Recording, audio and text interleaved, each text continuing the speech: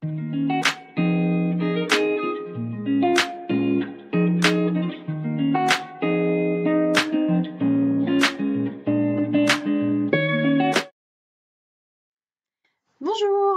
je suis ravie de vous retrouver aujourd'hui pour un petit podcast toujours à improviste, comme j'aime bien faire. Voilà, ça tendra peut-être à aller un petit peu mieux dorénavant. Voilà, et ben je me présente pour ceux et celles qui ne me connaissent pas. Donc je suis Obéline, je tiens une mercerie qui s'appelle l'Escargot qui pique, qui est dans le Puy-de-Dôme, dans le massif, un peu dans le massif, aux portes du massif du Sancy. Voilà, donc entre Clermont-Ferrand et la Bourboule. Et donc je fais ce petit podcast pour parler un petit peu de la vie de la boutique et puis vous présenter un petit peu ce que je fais également, que ce soit en projet créatif, que des projets avec les fils du magasin. Voilà, et un petit point aussi sur, sur la vie de la boutique, sur les nouveautés, tout simplement aussi. Ce que j'ai testé, ce que j'ai apprécié, parfois ce que j'ai un petit peu moins apprécié, mais voilà, on fait un petit tour là-dessus. Allez, c'est parti. Alors, on va commencer déjà par un petit point pas trop magasin, mais si jamais vous me suivez sur Instagram, vous avez dû voir la publication, le petit réel, je suis désolée, j'ai des mèches de cheveux qui m'énervent. Le petit réel de vendredi dernier après-midi où je vous annonçais une petite erreur sur l'annonce des fermetures du magasin pour en fait la semaine prochaine. Je m'étais trompée. Ça arrive, hein. Ça arrive. Et voilà, donc où c'était du grand n'importe quoi. Je pense qu'au fur et à mesure, vous devez avoir compris que j'étais quelqu'un de pas très organisé et d'extrêmement spontané, ce qui me pose pas forcément gros problème, mais un petit côté organisationnel aussi des fois qui pourrait être un petit peu mieux géré. Voilà, j'apprendrai à canaliser ça au fur et à mesure. Donc effectivement, vendredi dernier où tout simplement j'étais en train de me faire une séance maquillage dans la boutique parce que ma fille et moi avions un gala de danse le soir même. Donc voilà, si jamais vous avez suivi ces péripéties-là, donc tout s'est très très bien passé. La petite a super bien géré son premier gala de danse, c'était très très très chouette. Une expérience très sympa à partager avec elle, ce moment de conclusion d'une année de travail de danse. Enfin, c'était chouette. Voilà. Donc ça, c'était la petite parenthèse qui n'a rien à voir avec le reste. Voilà.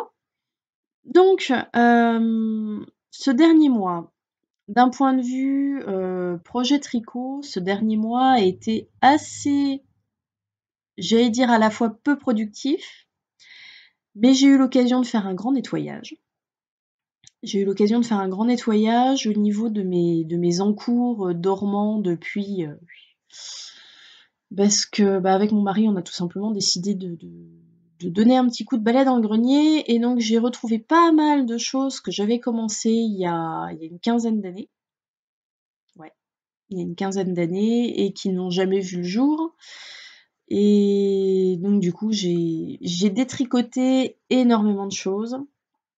Alors bon, c'était tout. J'ai détricoté, j'ai gardé le fil. Bon, après le fil est ce qu'il est, mais je tricotais surtout de la fil d'art à l'époque, et puis pas forcément les plus belles gammes. Et puis bon, voilà quoi, en 15 ans, entre les goûts qui changent, la morphologie, il y a des trucs que non, en fait, c'était plus envisageable. C'était plus envisageable. Enfin, ma fille, tu plus 18 ans. Voilà, donc ouais, pas mal de choses qui ont été détricotées. Pas mal de choses qui ont été détricotées aussi dans les projets plus récents. Voilà, donc j'ai vraiment voulu faire un petit coup de balai. J'ai remis ma fiche Ravelry à jour avec les projets dormants, ce qui n'était pas encore le cas. Donc, tous les projets dormants que j'ai gardés, en fait, sous le coude, sont mis à jour sur Ravelry, si jamais vous avez envie d'aller jeter un coup d'œil sous mon profil perso. Voir un petit peu ce qui se tramait et ce qui finira bien par voir le jour, hein. Faut pas désespérer. Voilà, donc c'est vrai que pas de grosses productions, pas eu de grosses productions terminées là pour le moment, si ce n'est donc celui que je porte là, donc c'est le Ferris Mist de Crystal Newell, donc Crystal LK. Donc là on est sur un petit haut. Hop, je me lève pour vous montrer. Voilà.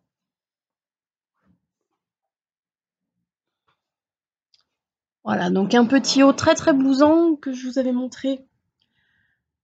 Du coup, au dernier podcast, alors j'avais démarré, parce que grande impatiente, je n'avais pas reçu la laine à temps pour partir donc à la retraite tricot, où je voulais commencer du coup ce projet-là, puisque c'était un test, donc je voulais être relativement dans les temps. Et donc je l'avais démarré dans un coloris améthyste. Très joli coloris améthyste, hein. Mais en fait, le corail, donc on est sur de la surie. Donc là, j'ai une base, donc c'est une base Stellina Or, donc la base Pécan Or de Squirrel Yarns. Et donc ça, c'est sa Albizia. Donc c'est sa surie en coloris branche de corail. Voilà. Et le corail et le violet, ça peut matcher. Seulement, en fait, sur la surie, elle est extrêmement lumineuse. Elle est très claire. Elle est très très claire. Et en fait, non. Non, ça allait pas du tout. Enfin, non, c'était pas ça. C'était pas ça, que j'ai associé les deux, c'était pas possible. Donc, qu'à cela ne tienne, j'ai tout tricoté. J'avais fait donc les côtes en bas, donc dans le coloris, dans celui-ci, hein, du coup, j'ai pas réitéré avec l'améthyste. Et puis, du coup, ça a été le défi grafting. Donc, j'ai remonté le col, celui-ci. Comme je disais, j'ai remonté le col. J'ai fait mes côtes 1-1 torse. Faut aimer la côte 1-1 torse, hein. Donc j'ai fait la côte 1-1 torse, et une fois que tout ça c'était prêt, j'ai démonté le violet précautionneusement. Alors j'avais déjà mis sur un câble en attente la partie surie. Et donc j'ai démonté le violet, et puis là, grafting, alors on a le petit nombre de mailles qui tournent autour de 300, entre 300 et, ouais, je dirais entre 350 mailles à peu près, à cet endroit-là, à peu près, entre 350 et 400, si mes souvenirs sont bons. J'exagère peut-être un peu, je sais plus, mais plus de 300 mailles, ça c'est sûr, de grafting, hein. Donc ça m'a pris 3 soirées. Je pensais pas que ça me prendrait autant de temps. Après, je suis très contente du résultat, parce que ça se voit pas en fait. Ça se voit pas. Alors j'avoue, il y a une trichouille quelque part, parce que j'avais dû louper une maille quelque part, perdue dans les méandres du poilu. J'ai perdu une maille que j'ai rattrapée, bien entendu, avec un petit point de couture comme ça, ni vu ni connu. Non, je le sais pas. Je le sais pas. Un petit secret. Et puis voilà. Et puis voilà le résultat. Alors moi, je l'ai voulu court par rapport à tout. Par rapport à tout. Alors déjà, donc Christelle préconise une surie.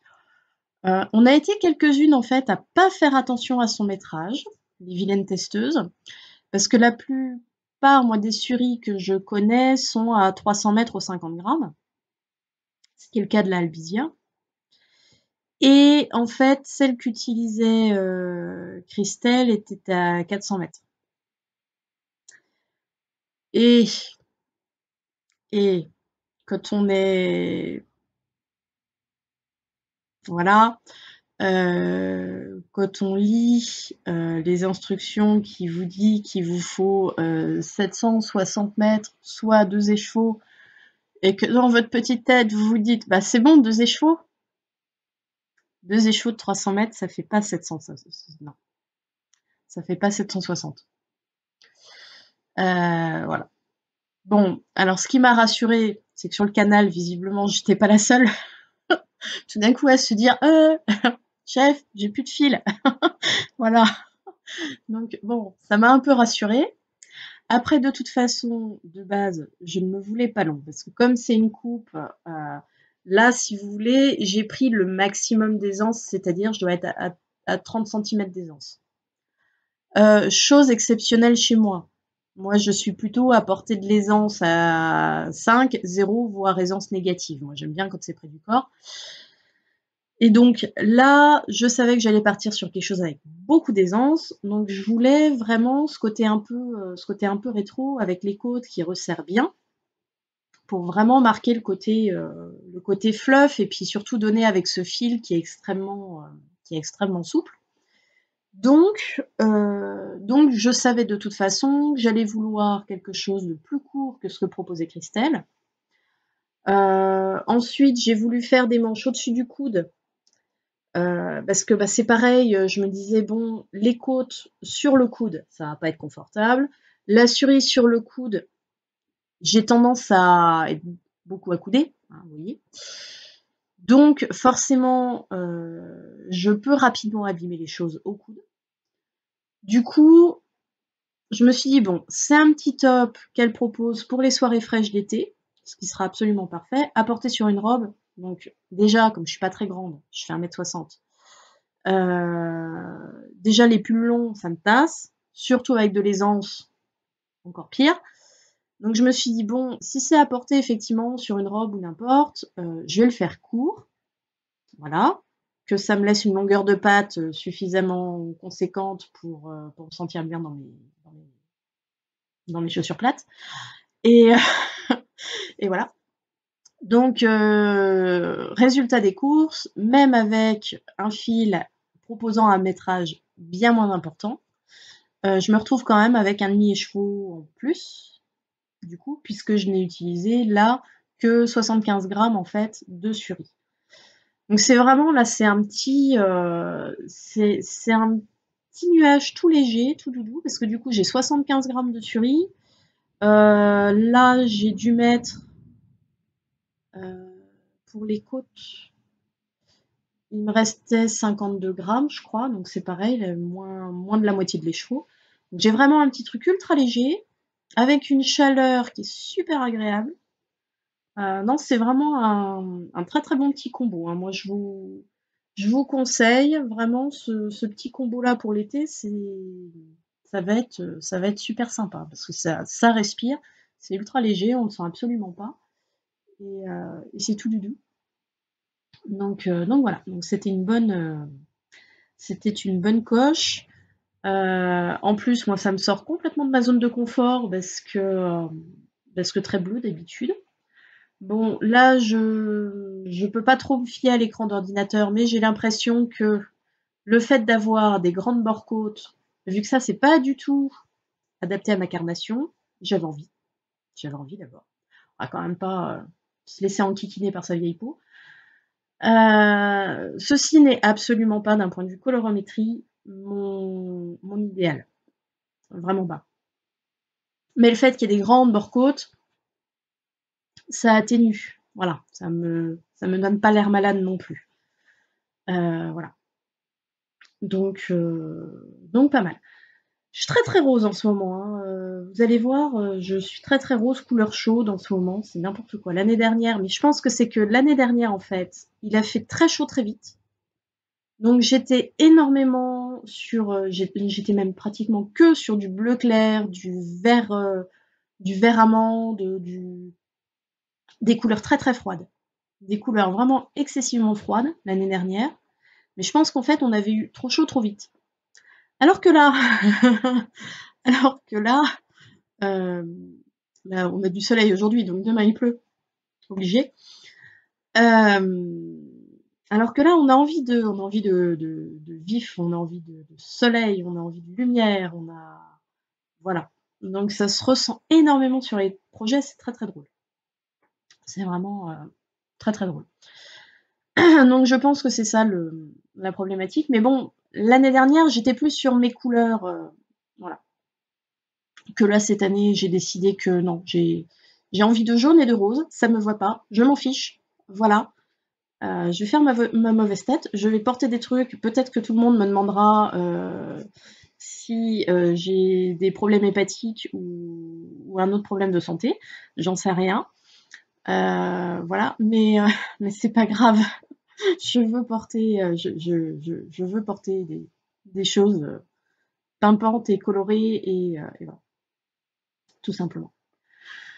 Donc voilà pour le Ferris Mist, donc qui est sorti la semaine dernière, qui est sorti début juin. Ouais, c'est ça, c'était la semaine dernière. Il est sorti début juin. Voilà, donc un bon petit projet sympa. Le projet dont vous devez plus pouvoir le voir celui-ci, hein, mais je m'en fiche, je l'ai officiellement terminé. Je l'ai officiellement terminé parce que à la vidéo l'autre jour, je vous ai dit il me reste plus que en gros rentrer les fils et c'est fini. Mais non, en fait. Ça m'a pris encore 15 jours derrière. Donc je vous présente Les Bas de la Sorcière d'Anaïs Louve dans leur version définitive, lavée, portée, tout ce que vous voulez. Alors, bon, du coup, j'ai mis un élastique qu'il va falloir que je resserre. J'ai eu peur de me faire un garrot, donc j'ai pas trop serré. Parce que je me suis dit, si c'est pour que ce soit inconfortable, c'est pas la peine. Ouais, mais à un moment donné, il faut quand même que ça serre, quoi. Donc il faut que je rouvre, que je retaille l'élastique, enfin, que je referme. Enfin, bon, voilà. Mais donc pour le moment, je fais l'autruche, je les porte, elles glissent, je m'en fiche. Ça ne glissera plus à la fin. Je vais y arriver. Non contente de pas réfléchir, j'ai mis du latex à l'intérieur, des petits points de latex. Donc c'est très bien, sauf que le latex, en fait, c'est utile que sur la peau, pas quand on porte déjà des collants. Voilà, donc en fait, j'ai mis du latex, mais si je les porte pas à même la peau direct, parce qu'en général, moi, je les porte sur des collants, en fait, ça sert à rien, voilà. Mais c'est pas grave. Psychologiquement, c'est là. Psychologiquement, c'est là. Donc je me dis que si ça y était pas, je passerais 2 fois plus de temps à les remonter, tant que j'ai pas resserré l'élastique, alors que en fait, non, c'est faux. Voilà. Mais dans ma petite tête, je me sens mieux comme ça. Voilà. Donc ça, c'était juste pour qu'elle vous fasse un petit coucou, pour dire la fille, elle est pas foutue de faire 2 chaussettes, mais par contre, elle fait 2 bas. Voilà. Sinon, c'est pas drôle. Et ben, vous savez quoi? Je crois que niveau projet fini, de ce que j'ai à vous montrer, et ben c'est bon. Il y en a 2. Enfin, 2. Il y en a réellement un. Et l'autre, c'est juste histoire de vous montrer que j'en étais capable. On passe à la suite alors. Alors, au niveau de la suite, j'ai avancé. J'ai avancé parce que quand même, j'ai terminé 2 projets. Je n'ai rien remonté. Je sais pas ce qui se passe. J'ai terminé 2 projets. Je n'ai rien monté jusqu'à ce week-end. Jusqu'au café tricot. Là, du coup, pas de vendredi puisqu'il y avait le gala de danse, mais de samedi. Là, je me suis dit, ça suffit, là, ma fille, t'as terminé 2 projets, t'en as détricoté plein, va peut-être falloir réfléchir à t'amuser un peu. Voilà. Mais donc, en attendant, j'ai gentiment avancé, parce que de nouveau, la course aux rendez-vous médicaux, tout ça. Donc, il me fallait un tricot salle d'attente. Voilà. Donc bon, comme je vous disais, on n'est pas du tout sur ma carnation, c'est pas ça du tout, mais je m'en fiche. Donc j'ai continué le châle de la petite sorcière de Nadège Olive Design, les tricots de la petite sorcière. que j'avais attaqué justement pendant la retraite tricot qu'elle proposait. Avec donc les fils de la roulotte d'Hélène qui étaient présentes, et donc j'avais craqué sur ce magnifique écheveau de rose, de jaune, de violet, à tomber quoi, voilà. Orange, enfin ce qu'il nous faut quand il pleut quoi. Ce qu'il nous faut quand il pleut. Voilà, donc bon, bah celui-là il avance tranquillement parce que je crois que je vous l'avais présenté, il devait être grand comme ça. J'ai dû faire tout ça en tricot salle d'attente. Donc voilà, donc lui il pousse gentiment. Il pousse gentiment. Ça c'est vraiment le petit tricot réconfort où on se dit ouais, j'ai pas envie de me prendre la tête, mais en même temps j'ai pas envie que du jersey ou que du point mousse, ça c'est juste pas possible. Donc voilà. Donc là il y a des petites feuilles de fougère à faire au fur et à mesure, c'est très bien. Un petit trou par-ci par-là, impeccable. Impeccable. Après, alors j'avais essayé parce que là, je me suis dit, le projet que je mets sur les aiguilles, c'est un projet que je peux vous présenter avec les fils du magasin. Parce que entre Squirrel, la roulotte d'Hélène, c'est très bien. Faut faire un petit clin d'œil, etc. C'est pas ça qui me fait vivre directement. Encore que Squirrel, vous pouvez en retrouver au magasin, mais il faut quand même que je teste, que je vous montre, que je vous présente et que je sache vraiment de quoi je parle quand je vous vends les fils que je vous vends. Hein, voilà. Donc, alors, du coup, je me suis dit, bon, j'ai la Symphonia, donc la Symphonia, hop, pelote multicolore, on est sur un fil single, voilà, on est sur un mélange coton-laine et un petit peu d'alpaga, je crois. Bien sûr, la fille, elle se prépare tellement bien qu'elle a absolument pas pris ses compos. Et un petit peu de polyester, je crois. Ça doit être ça. Il y a 4 composants dedans. Voilà, donc j'avais commencé à faire l'écharpe du modèle parce qu'avec une pelote achetée, vous avez 2 modèles offerts. Ouais, ça doit être ça. C'est-à-dire un modèle à l'aiguille et un modèle au crochet. Et donc à l'aiguille, c'est un modèle d'écharpe. Voilà, alors le rendu est très sympa. Alors oui, du coup, la Symphonia, donc j'avais commencé l'écharpe, donc voilà. Alors le modèle est plutôt sympa, hein. Alors, il demande un petit peu de concentration pour bien replacer systématiquement ces triangles ajourés. Après, pas de grosses difficultés. On a un petit point de rivière au milieu qui éclaircit tout ça. Enfin, j'ai trouvé le modèle plutôt sympa, donc là on le tricote vraiment déjaugé, parce qu'il recommande de le faire avec une aiguille du coup 5,5 pour un fil qui peut se tricoter en 3 sans problème. Donc voilà un petit peu, et puis je m'étais dit bon bah j'avais un petit modèle de chez Wool & Pine, le Wild Wind, donc qui est un petit top, je vous mettrai la photo là, qui est un top en fait entièrement en dentelle, où c'est 2 panneaux rectangulaires devant derrière, et voilà. Et j'avais commencé à faire le petit panneau de dentelle, et en fait vous voyez, j'ai enlevé les aiguilles parce que je n'aimais pas le résultat. Je préfère le résultat là, plutôt que là du coup j'étais sur une aiguille 3,5, une aiguille 3,75. J'étais sur une aiguille 3,75, mais en fait il s'avère que j'ai trouvé que le fil était trop mou pour des points de dentelle. Ils sont pas compliqués, mais on pique pas mal à gauche, à droite.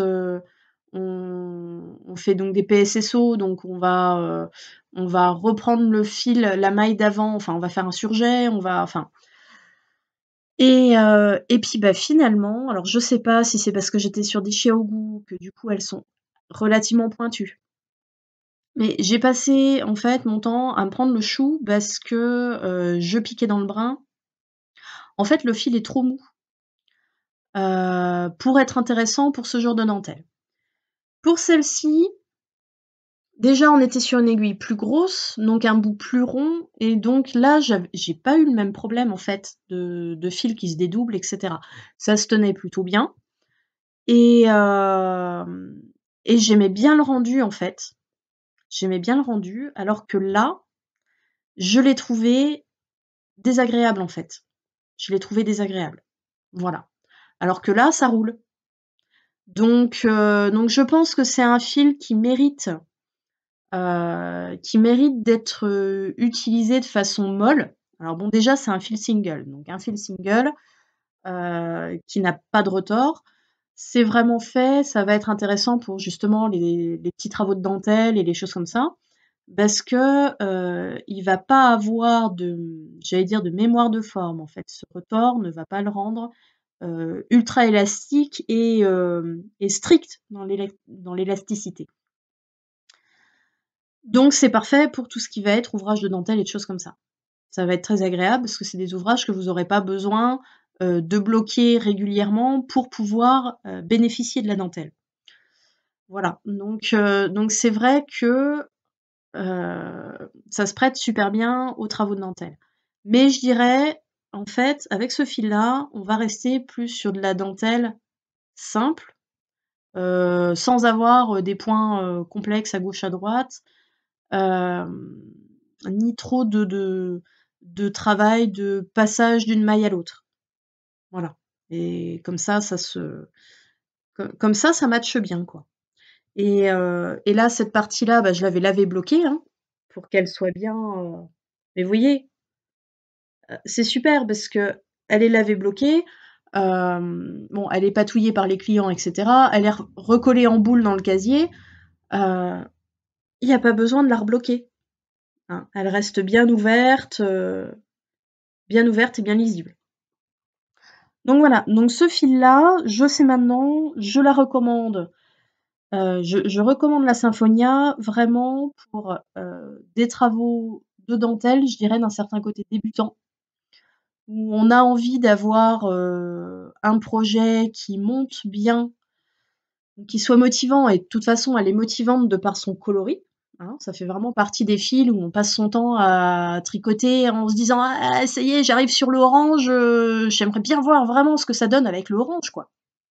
Donc elle a ce côté super motivant. Après, c'est un fil, qui déjà par lui-même, du fait qu'il y ait pas de retors, que ce soit un single, qui demande une petite habitude au niveau de la prise des mailles, pour pas justement venir à taper dans le brin et à dédoubler son fil. Donc par exemple, bah, tout ce qui va être, aiguille, Shark ou des choses extrêmement pointues et longues, à proscrire, d'autant plus si on débute. Voilà.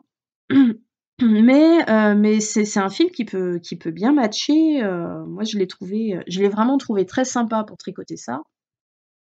Mais voilà quoi, l'autre là, celui-ci, j'ai pas réussi à me convaincre, je l'ai pas du tout ressenti comme la première fois, quoi. Là, j'ai pas réussi à trouver quelque chose d'agréable, en fait. Alors qu'il est chouette et qu'il est motivant, enfin voilà, je commence à arriver sur le orange là.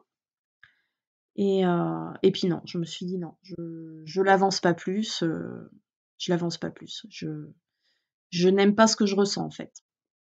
Voilà. Donc voilà, donc est-ce que je vais, trouver à cette pelote un autre ouvrage? Ou est-ce que je vais continuer, bah, finalement sur l'écharpe là qui a déjà ses 30 premiers centimètres, parce que finalement elle est bien. Elle est sympa et elle fera très très jolie dans la vitrine, au pire, hein, de toute façon, voilà. Mais heu, mais voilà, le ressenti que j'ai avec ce fil-là. En fait, je pense qu'il y a le côté laine, qui est une laine un peu sèche, mélangé au coton qui est un peu sec. Et par rapport à un fil single dont on a l'habitude, qui peuvent être des fils qui sont très doux, très souples, qui prennent très bien la couleur, enfin, on les trouve assez fréquemment chez les teinturières indépendantes, et où c'est des fils un peu, c'est moelleux, c'est un peu... là, on le retrouve pas du tout. Alors, est-ce que c'est lié au coton? Est-ce que c'est parce que la plupart des teinturières vous proposent du mérino superwash et que là, il faudra que je vérifie. J'ai- je crois pas qu'il y ait de précision comme quoi c'est du mérino. Est-ce que c'est ça qui rend ce mélange en fait, qui le rend pas, pas souple sur des aiguilles, je dirais d'un certain côté d'une taille logique, puisque là, quand on regarde l'épaisseur du fil, effectivement, quand on regarde l'épaisseur du fil, on se dit 3,5, ce sera déjà bien, quoi. Donc, est-ce que c'est ça qui fait cet aspect-là? Je sais pas. Je sais pas. En tout cas, effectivement, là, sur le modèle gratuit, Katia préconise de le tricoter en 5,5. Ça va très bien, il gonfle bien, il prend sa place, voilà. Mais c'est vrai que là, en 3,75, j'ai pas aimé ce que j'avais entre les doigts. Voilà. Donc à voir. Est-ce que je vais me trouver un autre modèle tout en dentelle? J'avais très envie de faire de la dentelle en ce moment. Donc est-ce que je me trouve un autre modèle tout ajouré, plus que de la dentelle, ou est-ce que je reste sur cette écharpe? Je vais voir. Si je peux me motiver sur un petit modèle d'une créatrice française, ce sera parfait du coup pour vous montrer un peu le résultat. Voilà, donc du coup, bah, le soir où j'ai retiré mon aiguille, je me suis dit: «Bon, j'ai pas envie de rester sur cette motivation-là». Donc j'avais j'avais tout un calepin avec des tas de projets à faire avec les fils du magasin. Du coup, j'ai eu envie de repartir sur une valeur sûre. Il y a 5 ans, 4 ans, 5 ans, je sais plus, j'ai fait le t-shirt Xiris de Yarn Flex. Et puis je me suis dit, tiens, bah allez, c'est l'occasion. J'avais envie de tenter la Eunoia. Voilà, donc j'en ai déjà un petit peu vendu de la Eunoia et je m'étais dit, alors c'est un fil qui a un toucher extrêmement doux, vous voyez, il est bien brillant. Il est bien brillant, il a un petit côté chiné aussi. On est sur un fil chaînette. On est sur une composition 30% coton, 30% laine, 25% polyamide et 15% modal, qui a l'air très très souple. Et donc je me suis dit, bon, celui-là, j'en ai vendu un petit peu, mais je ne l'ai pas vraiment testé, donc j'avais bien envie de la mettre, de la tester en fait, hein, tout simplement. Et donc je me suis dit, bah tiens, j'avais envie d'un peu de dentelle, mais à la fois un truc assez cool, que je puisse faire quand même en regardant la télé. Alors, vous allez voir le niveau du tricot quand même que j'aime faire devant la télé. Donc le Xiris, donc vous avez la partie devant. Vous voyez, au niveau du rendu, on est vraiment sur quelque chose qui est très doux, qui est très souple. Ça glisse tout seul en fait sur les aiguilles, c'est très agréable. Et donc le dos, donc tout le dos est sur un panneau, voilà, qui reprend de la dentelle japonaise un peu. Donc où vous avez des côtes torse, vous avez des jetés, des diminutions. Voilà un petit peu. Vous voyez, hein, quand je vous dis que par rapport à l'année dernière où j'avais que des bleus et des verts, là cette année je n'ai que des roses et des jaunes. Voilà. Donc bon bah j'ai commencé il y a 2 jours. Là on est en 3,25 par contre, ça monte pas aussi vite que le 5,5, hein. Ça monte pas aussi vite que le 5,5, mais bon. Je viens de me payer des tours et des tours de côte 1-1 torse en 3,25. C'est pas un petit peu de jersey en 3,25 qui va me déprimer. On est d'accord. On est d'accord.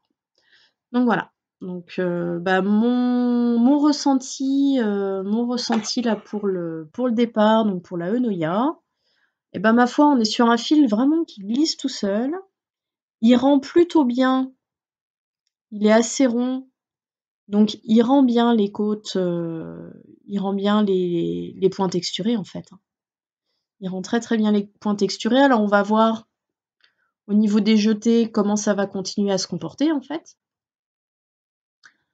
Et voilà, tout simplement. On va continuer ça. Mais alors c'est doux. C'est doux, c'est tout le temps frais. Alors je pense qu'il va être très agréable quand même si effectivement, alors c'est un fil qui contient 30% de laine. Après, ce qu'il faut pas oublier, on n'en a pas l'impression. Quand on le touche, j'ai presque l'impression d'avoir la bambou de Fonty, qui est une 100% viscose de bambou. J'ai vraiment l'impression d'avoir la bambou dans les doigts en fait, tellement elle est douce. Tellement elle est douce et on a du mal à croire qu'il y ait du coton et de la laine, enfin plus de la moitié, on a 30%, 30%, donc voilà quoi, plus de la moitié du fil est constitué de coton et de laine, et ça ne se voit pas du tout. Non mais on est sur quelque chose d'extrêmement souple, et on est quelque chose sur un toucher très froid, très très froid, là vraiment pour l'été ça va être intéressant. Donc voilà, comme ça je pourrais faire le test en grandeur nature. Et donc, malgré les 30% de laine, je pense que c'est quand même quelque chose qui va être agréable en été, parce qu'il ne faut pas oublier quand même le côté thermorégulateur de la laine. Donc voilà. On va voir. Donc en cours.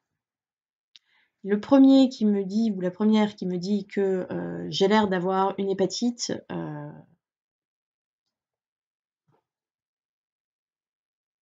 vous n'aurez pas de réduction. Voilà. Même si c'est solde. Zut. Voilà un peu. Eh ben, on a fait le tour des projets. Non, mais quand je vous dis qu'en ce moment je suis très très calme, c'est que je suis très très calme. Alors il y en a tout de même un quand même que j'ai défait. Si vous suivez ces quelques podcasts, vous allez probablement le reconnaître. Donc il y en a un à qui j'ai fini quand même par dire au revoir. Est-ce que vous le reconnaissez? Ça faisait plus d'1 an qu'il était sur les aiguilles. J'avais attaqué le châle vouivre en Polynésia gradient, donc qui est ce fil-là, alors là qui ressemble plus à rien, on est d'accord, qui est un très très beau fil d'ailleurs, la Polynésia gradient, qui va de ce vert là au rouge rubis très profond.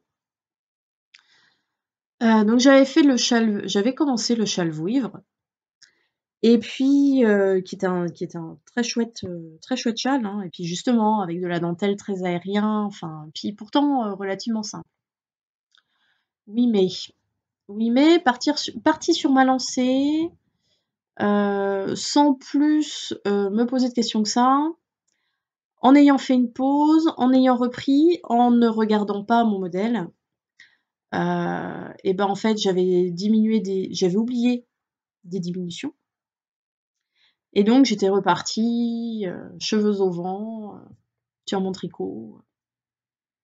Et en fait je me suis rendu compte que sur plus d'une vingtaine de rangs, et ben j'avais oublié de supprimer 8 diminutions, enfin de supprimer 8 mailles en fait, de faire 8 diminutions sur une vingtaine de rangs, tout au long de mon châle.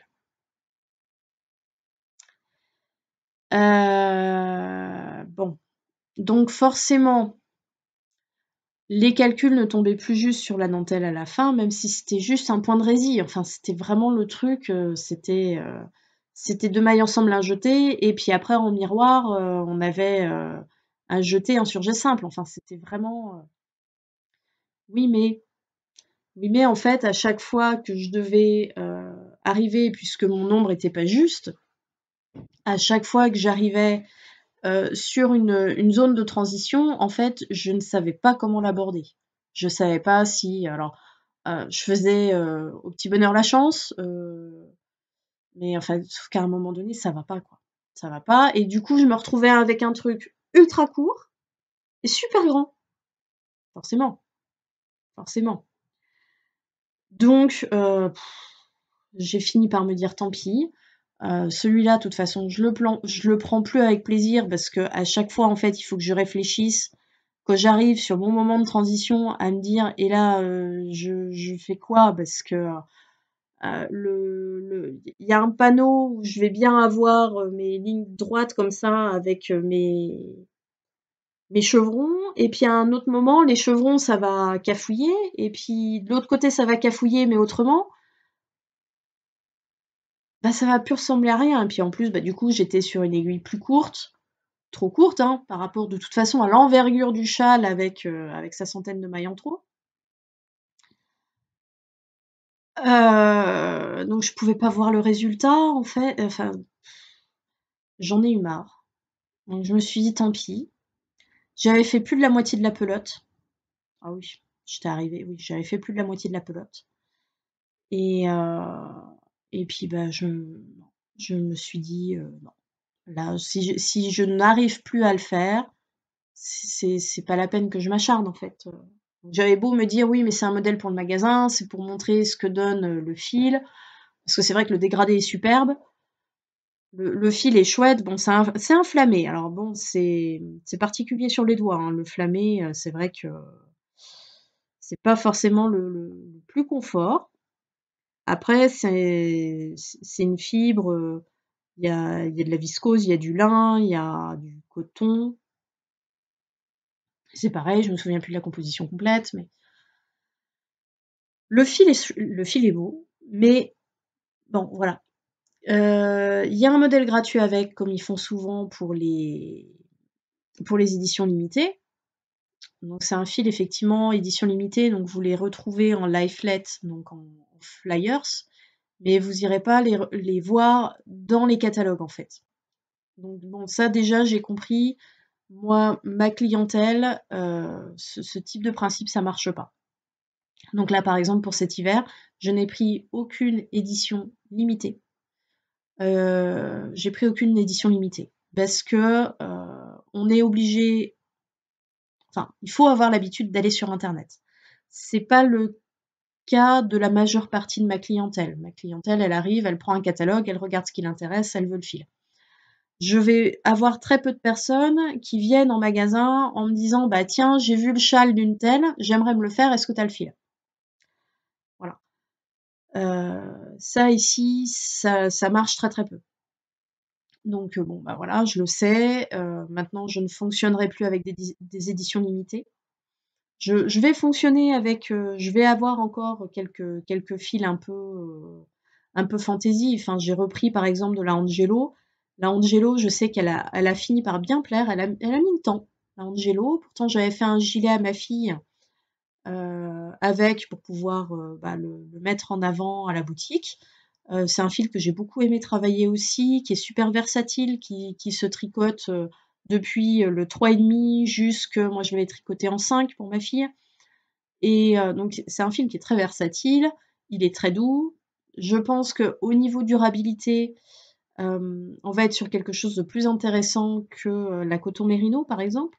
D'ailleurs, la coton mérino, je vous en reparlerai.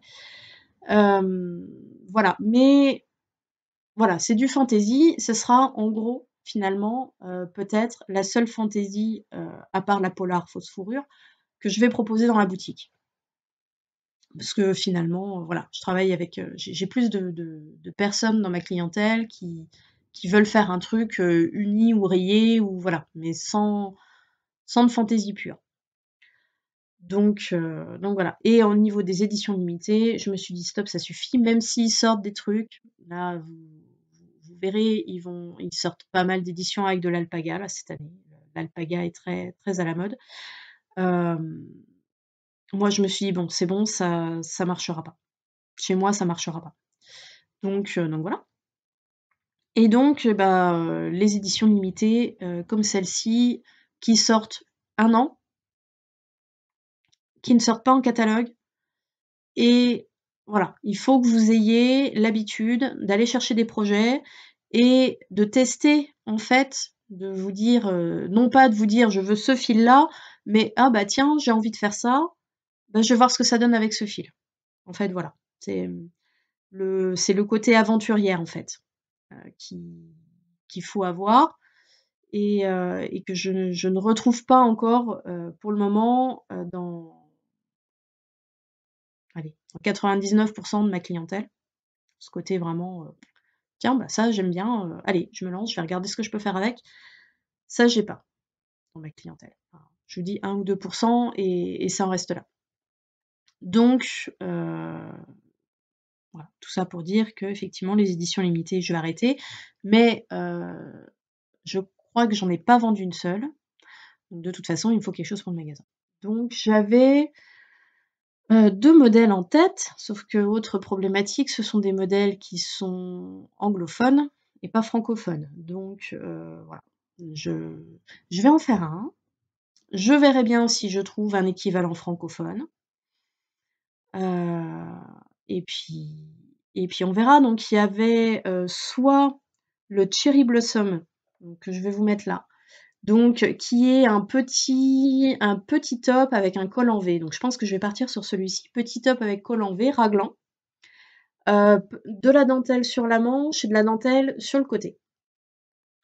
Je pense que ce fil, malgré le côté flammé, qui va peut-être un peu brouiller la dentelle, on n'est pas sur une dentelle qui demande à avoir un respect graphique, en fait, de sa construction. On est sur une très belle dentelle, mais qui est effectivement, peut-être un peu abstraite, d'autant plus quand on la voit de loin. Donc le fait que le fil soit flammé, je ne pense pas que ce soit, problématique. Voilà. Et donc sinon, c'était le V-neck. Donc c'est pareil, je vais vous mettre la photo, je vais vous mettre le nom de la créatrice parce que je les ai pas notés, je les ai pas en mémoire. Alors le V-neck, qui lui a été fait plusieurs fois en Polynesia Gradient, c'est pour ça que je sais que ça matche bien. Donc là où c'est un t-shirt, assez sympa parce qu'effectivement vous avez un côté rond et vous avez un côté en V, en pointe.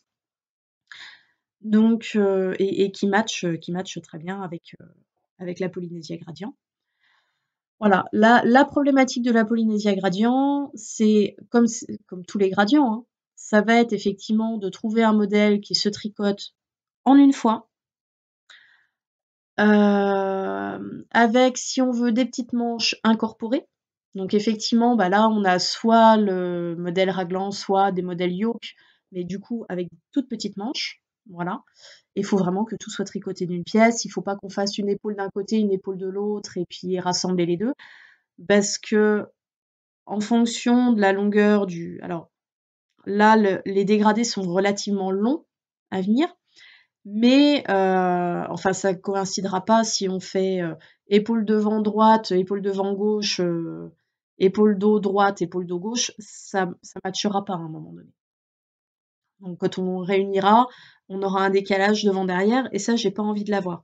Je veux vraiment faire un truc tout d'un bloc. Donc pour ça effectivement et bah, ça va être que de la petite manche, ça peut être donc, le yoke, le raglan ou le contigus aussi. La méthode contigus, ça peut aussi, matcher. Ça fait très longtemps que j'en ai pas fait de la contigus. Moi les 1ers tricots, les 1ers tricots circulaires sans couture que j'ai fait, c'est en méthode contigus, histoire de se lancer, totalement, hein. On commence pas par un yoke ou un raglan, on commence par du contigus. Donc le contigus, en fait, ça vous permet d'avoir un effet manche montée, vraiment. Soit manche montée, soit manche marteau. Donc c'est vrai que c'est très sympa à faire. J'avais trouvé ça très, très sympa parce que ça a vraiment, ça donne cet effet manche montée alors que c'est fait en un bloc. Donc ça, j'avais beaucoup aimé. Voilà. Donc ça, ce sera, un prochain projet, en même temps ou en parallèle, du Xiris, je verrai bien. Voilà un petit peu ce que j'avais l'intention de faire et de mettre sur mes aiguilles. Voilà. Il faut juste que je finisse par me décider entre le Cherry Blossom ou le Veinec. Voilà. Et je pense, moi, par rapport à ce qui me correspond le plus au niveau tricot, au niveau amusement du tricot, on va plus partir effectivement, je pense, sur le Cherry Blossom. Voilà, que juste des jeux d'augmentation-diminution pour le Veinec. Voilà, j'ai besoin d'un peu plus de distraction que ça, en général. Voilà, et vous verrez bien. Vous aurez la surprise quand j'aurai commencé, quand j'aurai commencé à monter tout ça. Donc on est pas mal pour cette partie projet. Je n'ai rien oublié. Non. De toute façon, j'ai plus rien sur la table. J'ai rarement eu aussi peu de choses sur la table. Pourtant, j'arrive à remplacer du blabla, hein. Je pensais pas, mais j'arrive à remplacer du blabla. Alors, petite nouveauté. Donc pareil, pour les tricoteuses. On a de rentrée en magasin. Ça y est, enfin, je n'avais plus de fournisseur qui proposait des cônes de fil lurex. Donc, et là, ça y est, j'en ai enfin un qui en propose. Bien sûr, celui que j'ouvre, il n'y a pas le fil qui dépasse. Alors, donc, nous sommes sur des cônes avec fil métal très fin, du coup, que vous pouvez incorporer à votre tricot. Voilà. Si vous avez envie de rajouter un peu de paillettes. Voilà. Donc, on est sur du cône doré, argenté et multicolore. Là, on le voit bien. Nous sommes sur des cônes, hop, donc de 2743 mètres. Il y a de quoi faire. 2743 mètres, il y a de quoi faire. Les cônes sont à tout petit prix, parce qu'il ne faut pas non plus que ça vienne à vous plomber tout simplement le projet, le tarif du projet que vous souhaitez faire. Parce que c'est vrai que souvent, rajouter un fil de ci, un fil de ça, machin et truc, ça finit quand même par faire un bon panier. Là, on est sur des cônes. Le cône, je l'ai mis à 5,50 €. Voilà. Donc, pas de mauvaise surprise par rapport à ça, et ça vous rajoute pas du coup un tarif ultra excessif là-dessus. Ça vous permet de pouvoir vous faire plaisir à inclure du coup, à incorporer un petit fil métal à vos projets. Voilà. Donc ça, je l'ai pas encore testé. J'ai très envie. Enfin bon, à un moment donné, il faut que j'en garde aussi pour ma clientèle. Mais le multicolore comme ça, il me reste de la Ombelle en coloris. J'allais dire aubergine, mais c'est plus foncé qu'aubergine. Et ça peut être bien sympa. Bien sympa. Et c'est même, il y a le bleu, il y a un bleu métal, il y a un bleu électrique, il y a un jaune cuivré et un rouge. Enfin, c'est vraiment, on est sur les couleurs primaires. Donc ouais, ça peut être sympa. Donc peut-être que ce sera en test après l'arrivage l'arrivage de l'hiver. Donc mon stock d'hiver, donc la commande est déjà passée. Donc comme je vous disais, je vais rester sur du fil basique. Voilà, si ce n'est donc effectivement la Angelo. Donc qui va être un petit peu du haut de gamme fantasy. Je vais avoir alors la petite sœur de la Polar. Donc la Polar, c'est la fausse fourrure, donc elle est épaisse. Et je dis sa petite sœur parce que ça sera dans la gamme Wow. Elle est pas encore sortie, hein. Mais donc on est sur le même genre. Ça fait un peu plus velours, c'est un peu plus dense. c'est un peu plus dense et il y a des petits fils métalliques, justement. Et là, on va être sur de la couleur plus pop. Là où la polar, vous avez un effet phosphorure, même si vous pouvez avoir des coloris extravagants, genre bleu ciel, rose bonbon, enfin bon, voilà. Là, on va être sur de la couleur plus pop, c'est-à-dire on va avoir je crois qu'il y a un vert anis avec des petits éclats métal, je sais plus, je crois qu'ils sont bleu nuit. Enfin, voilà, on va être sur des trucs. Il y a un rose fuchsia avec des éclats de métal bleu nuit, je crois aussi. Enfin, on va vraiment être sur du pop, donc ça va être sympa. Et je crois qu'après, je me suis cantonnée, comme d'habitude, à la Merino Aran, à la sauve grattée, ce qui marche plutôt pas mal. Donc du coup, qui marchait plutôt bien, mais c'est la coton Merino. Donc la coton Merino, vous l'avez beaucoup aimée. L'année dernière, j'en ai beaucoup vendu. Parce qu'elle monte bien. On est sur des aiguilles numéro 5. Parce qu'elle a un effet chiné qui est très sympa. Puisqu'effectivement, on est sur un fil chaînette en coton blanc et le mérino est soufflé à l'intérieur. Seulement, donc effectivement, on a ce fil, on a cet effet chiné en fait, parce que il y a que la laine qui est teinte. Donc l'effet est super sympa. Seulement, je trouve que d'un point de vue durabilité, je suis pas satisfaite du tout. Donc j'ai mes fins de stock, hein. Mais j'ai décidé de pas en reprendre. Alors la seule coton mérino que je pourrais venir à reprendre, c'est la coton mérino glam, qui elle justement a un fil brillant, qui a aussi beaucoup plu l'année dernière, mais qui a surtout, moi je trouve comme intérêt d'avoir la trame coton qui est teinte de la même couleur en fait que la laine. Pourquoi? Parce qu'on est sur un fil qui peluche énormément au final, qui supporte très peu les frottements. Et donc petit à petit on se retrouve avec des zones qui sont blanches. Voilà, parce que la fibre de laine n'est pas serrée à l'intérieur. Donc forcément, avec les frottements, elle finit par partir. Du coup, malgré le fait que ce fut une très bonne vente, donc voilà, donc malgré le fait que ça a été une très très bonne vente l'année dernière, j'ai décidé de ne plus l'avoir en boutique parce qu'on a des très bons fils équivalents qui tiennent bien mieux dans le temps. Surtout au niveau des frottements et des choses comme ça. C'est un fil qui est vraiment demi-saison parce qu'on est 70% coton, 30% laine. Vous avez un peu dans le même esprit, peut-être vendu comme un peu plus estival, la Andina Coton, qui est au magasin aussi, que je n'ai absolument pas vendu. J'ai fait un modèle pour ma fille avec et un petit modèle de gilet jaune que je vous ai présenté la dernière fois.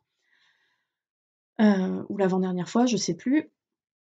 Où on est sur un mélange coton, alpaga, laine, enfin on est sur un mélange peut-être un peu plus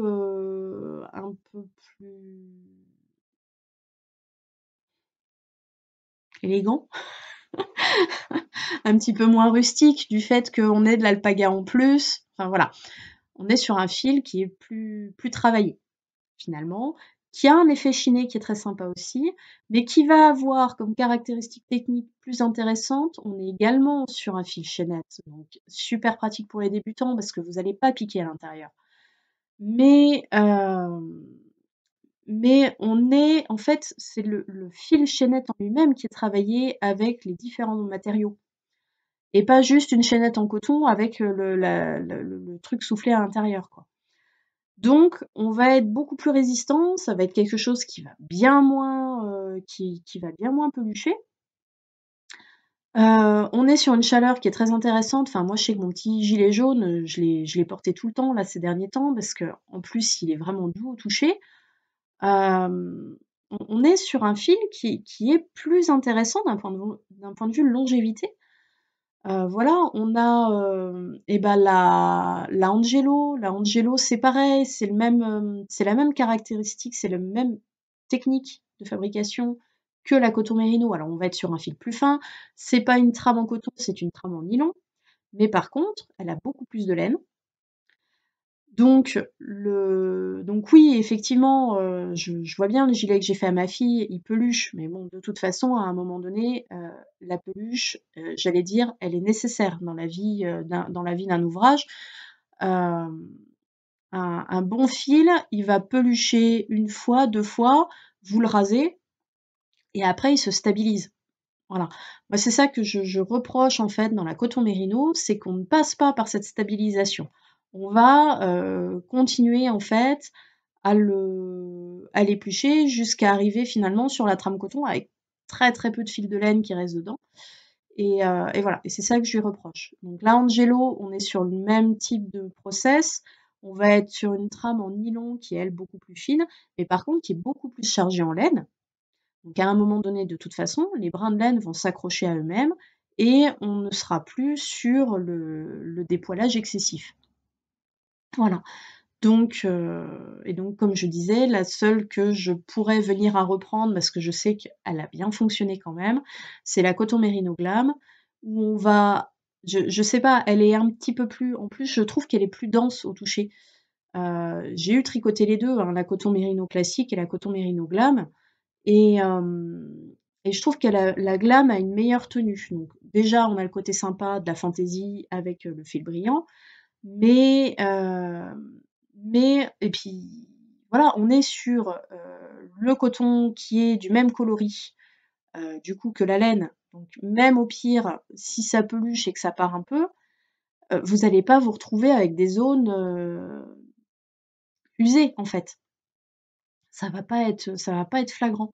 Et je trouve en plus qu'elle est plus dense et qu'elle a quand même une meilleure tenue. Voilà. Donc ça, c'était mon petit point, sur la coton mérino. Et effectivement, il y a la coton mérino, la blanche, va être la seule qui va pas poser plus de problèmes que ça. Donc après, bien sûr, tout dépend de la manière dont vous portez vos vêtements. Tout dépend de la manière dont vous tricotez. Si vous tricotez plutôt serré, si vous tricotez plutôt lâche, quel type d'aiguille vous utilisez.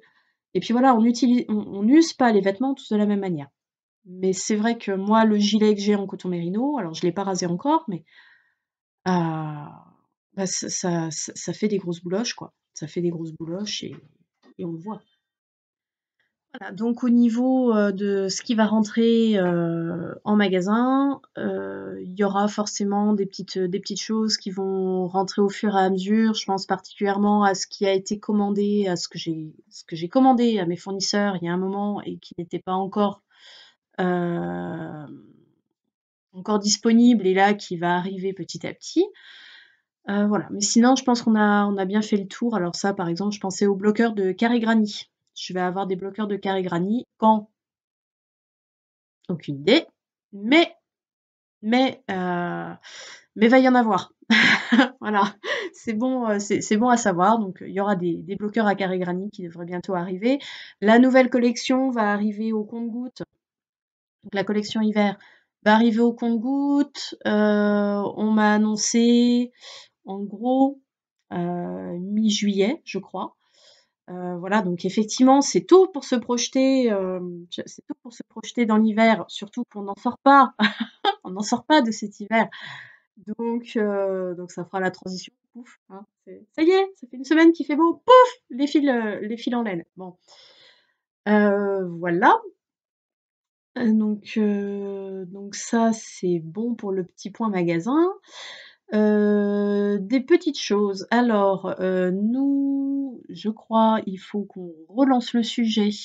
Nous lançons un covoiturage pour aller à Murat, dans le Cantal, pour une exposition d'art du fil. Voilà, donc il y aura un petit débrief, à faire là-dessus, si ça se tient toujours. Une chose est sûre, c'est qu'il y aura du Berry Broadlen. Berry Broadlen, donc les 6 et 7 juillet. 6 et 7 juillet. Donc on ira faire un saut. Alors, le 7 juillet, du coup, ça arrange pas méga méga, ou alors on s'arrange toutes pour être au bureau de vote avant et puis on part après. Ça peut être envisageable aussi, partir après être passé au bureau de vote. Voilà, parce qu'en théorie, le 6 juillet, le magasin est ouvert le samedi. Parce que du coup, on va passer bientôt sur la période des grandes vacances. Je passe en horaire d'été, c'est-à-dire au lieu d'être ouverte du mardi au samedi, pendant les vacances d'été, je suis ouverte du lundi au vendredi. Voilà. Parce que le samedi, de toute façon, c'est les chassés-croisés. Donc les gens qui arrivent, ils font leurs courses, ils prennent leur location et puis ils sortent pas tellement plus que ça. Les locaux, ils sortent surtout pas parce qu'il y a tous les touristes qui arrivent. Donc en fait, c'est mort. C'est absolument mort. Donc autant que j'en profite aussi, hein. Donc du coup période estivale, normalement, samedi, dimanche, c'est fermé. Là, en théorie, c'était le dernier week-end où j'aurais été ouverte le samedi, mais avec les votes, avec les élections, on va essayer de voir du coup ce qui nous arrange. Est-ce qu'on part au bureau de vote avant et qu'on fait Berry-Brodelaine après, ou est-ce que du coup je ferme le samedi pour partir à Berry-Brodelaine, ce qui laisse après tout le dimanche tranquille pour les élections. On va voir comment on organise ça. Donc il y aura une virée Berry-Brodelaine qui a l'air d'être une édition là cette année. Waouh! Quand on voit la liste des exposants là, ça va être terrible. Ça va être terrible, ça va être trop bien. Voilà, un festival dans le coin qui se fait, qui est sympa à aller voir, c'est Soxylange. Donc Soxylange, c'est aux alentours, c'est toujours le week-end alentour du 14 juillet. Nous, je crois qu'on ne sera pas là, donc on le fera pas. C'est l'occasion d'aller voir Nadège, des tricots de la petite sorcière. C'est l'occasion de rencontrer plein d'artisans. Vraiment, Berry-Brodelaine, Soxylange, la fête de la laine à Soxylange, ils mettent vraiment un point d'honneur à n'avoir que de l'artisanat, artisanat, artisanat, artisanat. Ils sont très sélects, donc du coup, vous pouvez pas être déçus. Voilà. Un que j'ai bien envie d'aller faire, qui est entre guillemets dans le coin, ce sera la première édition cette année, c'est La Palisse. Je crois que c'est aux alentours des 21-22 septembre. La Palisse, première édition. Voilà. Donc ça, j'ai très très envie d'aller voir. Donc voilà, là on est en septembre, hein. Voilà un petit peu pour ce qui se fait dans le coin. Je sais qu'il y a un covoiturage Nitit qui est en train de se monter aussi dans le coin. Alors ça, moi, ça se fera sans moi. Ça se fera sans moi, même si je sais que c'est l'un des seuls salons sur lesquels je pourrais rencontrer certaines personnes. Non, c'est pas possible. Dans le désordre total, il y a effectivement le Woolland Music, mais là c'est parce que c'est plus dans la région en fait. Mais c'est pareil, là il y en a quelques-unes qui sont dans les starting blocks pour le Woolland Music. Voilà, donc c'est tous des festivals, je l'annonce comme ça parce que enfin voilà, s'il y a moyen d'organiser du covoiturage, etc., etc., on va essayer de faire les choses bien, voilà. Bien et fun, tant qu'à faire. Et on est pas mal sur ce petit point-là, donc je remettrai un petit point sur les dates, je remettrai un petit point sur qu'est-ce qui se passe, hein, si vous avez Instagram ou Facebook, voilà, si je vois par exemple que on a un véhicule qui est pas rempli, je mettrai un petit mot comme quoi, voilà. S'il y en a qui veulent venir se greffer, si vous êtes dans le coin de manière permanente ou à l'occasion et que vous vous dites tiens, ça peut être sympa de se greffer dans la voiture, c'est tout à fait quelque chose de possible. Voilà. Je repense à un truc parce que là il y a toutes les idées qui viennent, hein, donc je fais même pas le tri, je lance. Je vous ai parlé la dernière fois donc de l'édition de la retraite tricot qu'avait organisée Nadège, qui était vraiment super sympa. Si si vous voulez voir un peu les péripéties, tout ça, que je vous explique, je vous invite à aller voir le podcast juste d'avant. Elle fait une deuxième édition. Alors elle souhaitait la faire sur la période du Brame du Cerf. Et donc là, les dates ont été posées, je crois que c'est les 4 et 5 octobre. Alors malheureusement, je ne pourrai pas y aller, 4 et 5 octobre. à mon grand désarroi. En plus, c'est le jour de mon anniversaire. Faut aller chercher la fille à l'école. En plus, c'est le jour de mon anniversaire. Je suis dégoûtée.